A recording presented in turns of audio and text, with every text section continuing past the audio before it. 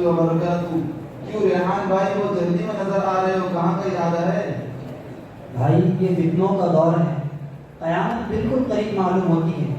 ایسا لگتا ہے کہ قیامت کی ساری علامتیں پوری ہو گئی, بس اللہ اور اس کے رسول کی طرف دوڑ رہا ہوں.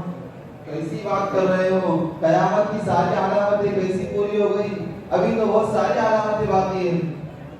نہیں, تمہاری کم سمجھ پر میں ماتم کرتا ہوں. تم کسی مولوی کے چنگل میں پھنسے ہوئے لگتے ہو.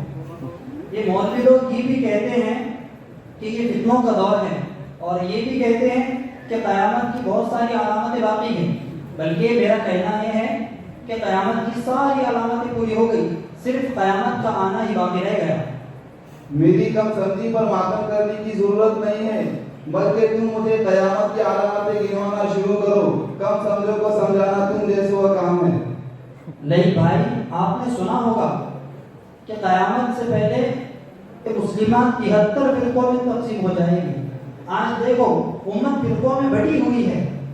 ہاں یار, میں نے بولا کہ ایک مولوی صاحب سے کہ اللہ فرماتے ہیں وَلَا تَفَرَّقُوا, اختلاف مت کرو. تم اختلاف کر کے امت کا شرارہ بکھیر رہے ہو. تو مولوی صاحب نے کہا ہم کہاں اختلاف کر رہے ہیں, ہم تو پہلے سے اپنے موقف پر قائم ہیں. کچھ لوگ غلط عقیدہ گمراہ خیالات دے کر ہم سے الگ ہو رہے ہیں, ہم تو اپنے موقف پر قائم ہیں.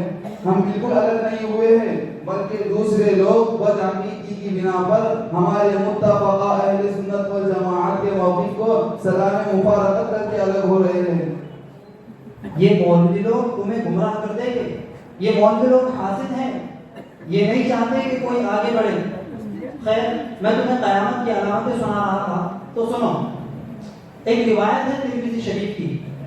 آقا صلی اللہ علیہ وسلم نے ارشاد فرمایا ان بین یدی الساعۃ کقطع اللیل المظلم یصبح الرجل فیها مؤمنا ویمسی کافرا ویمسی مؤمنا ویصبح کافرا. آقا صلی اللہ علیہ وسلم نے ارشاد فرمایا کہ قیامت سے پہلے اندھیری رات کے ٹکڑوں کی طرح فتنے ہوں گے. اس میں آدمی صبح کو مومن, شام کو کافر ہو جائے گا, شام کو مومن, صبح کو کافر ہو جائے گا.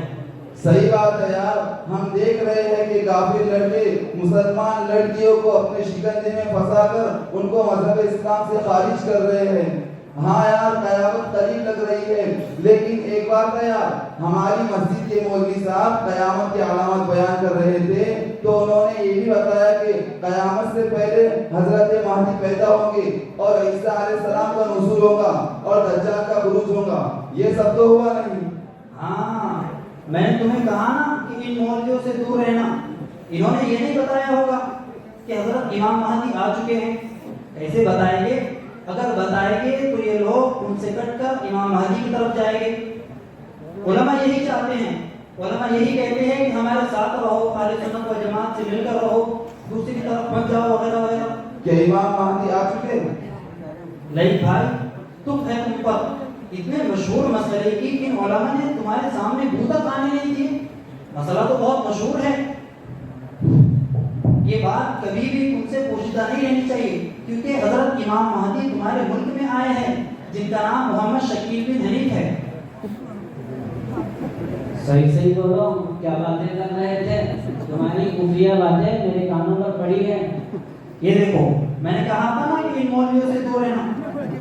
یہ مولوی کے پاس پڑھا ہوا طالب علم بغیر سلام کے ہم کلام ہوا. یہ مولوی لوگ سلام بھی نہیں سکھاتے. ہاں, حق بات کو پردہ ڈالنا جانتے ہیں. تم کو سلام کیسے کروں؟ تم جو ابھی باتیں کر رہے تھے وہ ایسی باتیں ہیں جو انسان کو دائرہ اسلام سے نکال دیتی ہے اور کافر بنا دیتی ہے. اور کافر کو سلام نہیں کیا جاتا, کیونکہ شکیل بن حنیف یہ بھی کافر ہے اور اس کے ماننے والے بھی کافر ہیں. شکیل بن حنیف کا چہرہ دیکھو تو ایسا لگتا ہے کہ اسلام کے مبادلے میں ایک دغاباز, فریب باز, دنیا کا پجاری اور یہودیوں کا پالتو کتا ہو. حضرت کے بارے میں اس طرح کی زبان درازی ہم برداشت نہیں کر سکتے, کیونکہ آپ عیسیٰ مسیح بن کر مبعوث ہوئے ہیں اور ایک پاکیزہ دین دے کر ہماری رہنمائی کی ہے. پہلے ہم نمازوں سے دور تھے, شریعت کی الف بھی نہیں جانتے تھے, لیکن اب ماشاءاللہ ہم صوم و صلاۃ کے پابند ہیں اور بہت کچھ سیکھنے کو ملا ہے. پیکنگ کی وجہ سے دھوکہ مت کھاؤ, اندر کا مٹیریل دیکھو جو ہر اعتبار سے نقصان دہ, کیونکہ صوم و صلاۃ ابتدائی عمل کتنے ہیں اچھے ہو. اگر ایمان نہیں ہے, عقیدہ کافرانہ ہے, تو یہ ظاہری صوم و صلات کا کوئی اعتبار نہیں. ہمارے نبی کی شریعت سے منہ موڑ کر دوسری شریعت تلاش کرنا کفر ہے, چاہے ظاہر کتنا ہی اچھا ہو. آپ کو معلوم نہیں, محمد صلی اللہ علیہ وسلم آفتاب نبوت ہے. جب آفتاب طلوع ہوتا ہے تو دوسری روشنی کی ضرورت نہیں رہتی, کیونکہ سب روشنیاں اسی نور اعظم میں محو مضاف ہو جاتی ہیں. چنانچہ آفتاب نبوت سے پہلے کتنی ہی روشنیاں آئی, جب تک آفتاب نبوت طلوع نہیں ہوا لوگوں نے ان روشنیوں میں راستے تلاش کیے, لیکن جب آفتاب نبوت طلوع ہو گیا تو ان روشنیوں میں راستے چلنے والے گمراہ قرار دیے گئے. جبکہ آفتاب نبوت کے علاوہ دیگر روشنیوں میں چلنے والے گمراہ ہیں, تو یہ شکیل بن حنیف تو کسی بھی طرح روشنی پر ہے ہی نہیں, بلکہ سراپا اندھیرا ہی اندھیرا ہے. آفتاب کو چھوڑ کر اندھیرے میں جانا گمراہی در گمراہی ہے.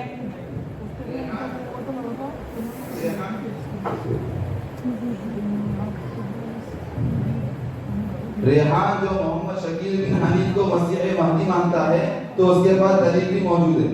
ارے میرے بھائی, ایسوں سے دلیل مانگنا بھی گمراہی ہے, کیونکہ دلیل مانگنے کا مطلب یہ ہے کہ ہم کو اس کے باطل ہونے میں شک ہے. تاہم لوگوں کو چوکنا کرنے کے لیے ہم دلیل مانگتے ہیں تاکہ لوگوں کو معلوم ہو جائے کہ باطل کس طرح سے لوگوں کو جال میں پھانستا ہے اور کن طریقوں سے لوگوں کو گمراہ کرتا ہے. لیکن ایک بات ہے, مکاروں کی مکاری اور دغابازیوں کی دغابازیوں کو علماء ہی سمجھ سکتے ہیں اور ان سے ہوشیار رہتے ہیں. اس لیے تم چلو دارالعلوم اصحاب صفہ لال کھڑی چلو, تاکہ ان کے سامنے ان دغاباز شکیلیوں کی مکاریاں آ جائیں اور ان کی اغوا سے وہ علماء لوگوں کو محفوظ کرے, کیونکہ وہاں کے علم حضرات تمہاری مکاریوں کو سمجھ سکتے ہیں. میں علماء کے پاس نہیں آتا, کیونکہ ہم کو ہمارے حضرت شکیل بن حنیف نے علماء سے ملنے جلنے سے منع کیا ہے. ہمارے حضرت شکیل بن حنیف فرماتے ہیں کہ تمام علماء گمراہ ہیں, کیونکہ انہوں نے پیشن گوئی کی حقیقت کو نہیں سمجھا. اب کیسی پنڈری گھبرا رہی ہے, معلوم ہوا کہ تم علماء کے سامنے نہیں ٹک سکتے. اب تو مجھے تیرے اور مدعی محدوبیت شکیل کے گمراہ ہونے کا یقین ہو گیا, کیونکہ تم دلیل صحیح رکھنے والوں سے ڈر گئے. اسی لیے حافظ صاحب نے تیرے دلائل کو چال بازی اور مکاریوں سے تعمیر کیا. چلو بھائی چلو, دارالعلوم اصحاب صفہ چلو. السلام علیکم. ارے وعلیکم السلام ورحمۃ اللہ وبرکاتہ. کیورے کن کو لے کر آیا؟ حضرت یہ شکیل ہے, اس کا نام ریحان ہے. اس نے اس بیچارے سادہ لوگ انسان کو اپنے شکنجے میں لے لیا ہے. مجھے تو یقین ہو گیا کہ یہ گمراہ ہے, کیونکہ یہ آپ کے پاس آنے سے ڈر رہا تھا, لیکن جب اسے لگا کہ اپنی نیچی ہو رہی ہے تو نہ چاہ کر کے آپ کے پاس آ گیا. تمہاری چال بازیاں پیش کرو کہ کس طرح تم لوگوں کو اپنے دام میں پھنساتے ہو.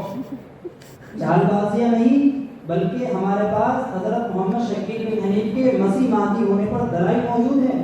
تم ان کو لڑائی کہتے پھرو, ہم تو ان کو چال بازیاں ہی کہیں گے, کیونکہ صاف حدیث ہے, یواتی اسمہ اسمی و اسم ابی اسم ابی یملأ الارض قسطا وعدلا کما ملکت ظلما و جورا.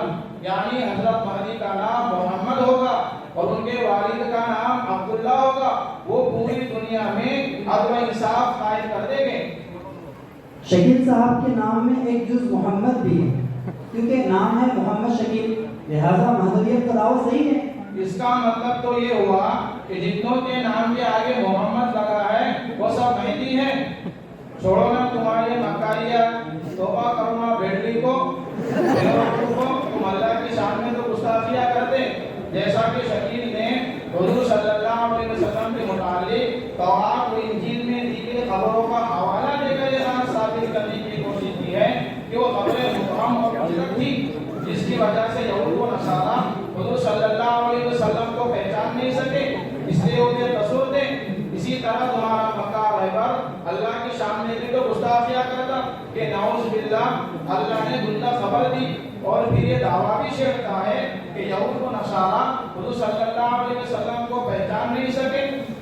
حالانکہ اللہ تعالیٰ قرآن کریم میں ارشاد فرماتے ہیں الذین آتیناہم الکتاب یعرفونہ کما یعرفون ابناءہم, یعنی تورات و انجیل کو ماننے والے اللہ کے نبی ہونے کو ایسا جانتے ہیں جیسے اپنی اولاد کو صورتوں سے جانتے ہیں. इसी तरह तुम्हारा मक्का रहबर अल्लाह की शान में तो गुस्ताखियां करता, साथ में मज़कूरा आयत का इनकार भी किया। अरे उसके नाम में भी तो घोटाला है। नाम है शकील खान, मगर लोगों को अपने जाल में फंसाने के लिए उसने अपने नाम के आगे मोहम्मद लगा लिया। वाक़यातन ये हाफिज साहब ने कहा था कि गुमराह रविश पर चलने वालों की मक्कारियों को उलमा ही जान सकते हैं। मुझे यहाँ आकर शकील बिन हनीफ की मक्कारियाँ समझ में आई कि वो अल्लाह की शान में गुस्ताखी करता है। अब मैं तौबा करता हूँ कि इस अजीम फितने से अपने आप को बचाऊंगा इंशाअल्लाह। माशाअल्लाह रेहान भाई, आपने तो तौबा कर ली। माशाअल्लाह, आपसे अर्ज करना है कि लोग किस तरह सादा लोग इंसानों को अपने इल्वा में लेते हैं और किस तरह आप जैसे सादा लोग इंसान इनके दामने फरेब में आए। हज़रत, वो लोग इस्लामी लिबास में आकर लोगों को गुमराह करते हैं। लिबास, चाल ढाल, सारी चीज़ें उनकी इस्लामी नजर आती हैं। फिर वो पहले गहरी दोस्ती करते हैं और मुकम्मल खैरखाही जाहिर करते हैं। फिर क़यामत की अलामतों को समझाते हैं, और चूंकि अलामत क़यामत में से ज़ुहूर महदी और नुज़ूल ईसा की हैं, तो इस बात को ज़हन नशीन कराते हैं कि हज़रत इमाम महदी आ चुके हैं। जब इंसान इस बात को तस्लीम कर लेता है तो फिर इस बात का यकीन दिलाते हैं कि हज़रत इमाम महदी और ईसा एक ही हैं। हाँ, इस पर वो एक इब्न माजा की रिवायत पेश करते हैं। इब्न माजा की रिवायत है, ला महदी इल्ला ईसा इब्न मरियम, कि महदी ईसा ही है। हाँ हाँ, शैतानी अगवा और जाल ऐसा ही हुआ करता है। ये जाल ऐसा है कि इंसान बुराई को भलाई, बदी को नेकी और जहर को तिरियात समझ लेता है। लिहाजा आप तमाम ही को नसीहत है कि इनकी मक्कारियों के जाल में फंसने से बचो और खूब समझ लो कि ये दोस्ती के लिबास में दुश्मन है। और रहा आपका पेश करदा रिवायत का मसला, तो वो रिवायत सही और मोतबर नहीं, और ये रिवायत बेशुमार अहादीस सहीहा से टकराती है, क्योंकि बेशुमार अहादीस सहीहा में दोनों के अलग अलग होने का तज़किरा है। और दूसरी बात ये कि लुगत भी तो कोई चीज है। लुगतन महदी का माना होता है हिदायत याफ्ता के, लिहाजा अब महदी का मतलब हुआ हिदायत याफ्ता ईसा। खैर, इस बात को समझो और ऐसे हालात में उलमा की तरफ रुजू करो। समझ आ गई बात? अस्सलाम वालेकुम व रहमतुल्लाहि व बरकातहू। वालेकुम अस्सलाम।